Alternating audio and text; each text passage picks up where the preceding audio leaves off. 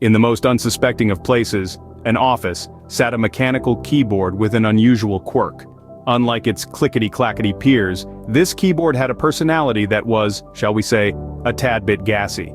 Each stroke didn't result in the expected tap-tap or pew-pew, but a sound akin to the wet fart of a disgruntled goose. Enter Steve, the unsuspecting owner of this flatulent keyboard, who had bought it under the impression of an ergonomic design promising improved productivity and typing speed.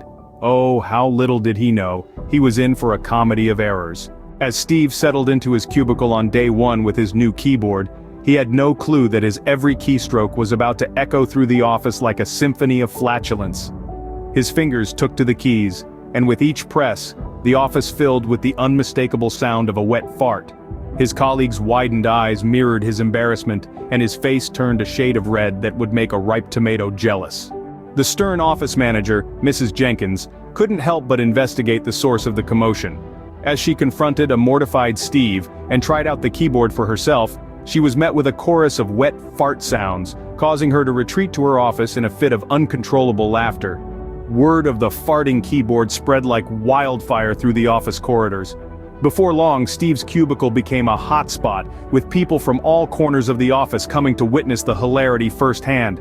The more Steve tried to fix it, the louder the keyboard seemed to fart, leading to an IT expert declaring it the most bizarre tech issue he'd ever encountered. In the end, Steve decided to embrace the absurdity, sticking a warning sign on his desk that read, "Beware of the farting keyboard." He became known as the guy with the hilarious keyboard, and his cubicle turned into a place of laughter and joy. And so, the story of Steve and his farting keyboard became the stuff of office legend. It served as a reminder that sometimes the most embarrassing situations can turn into the best memories.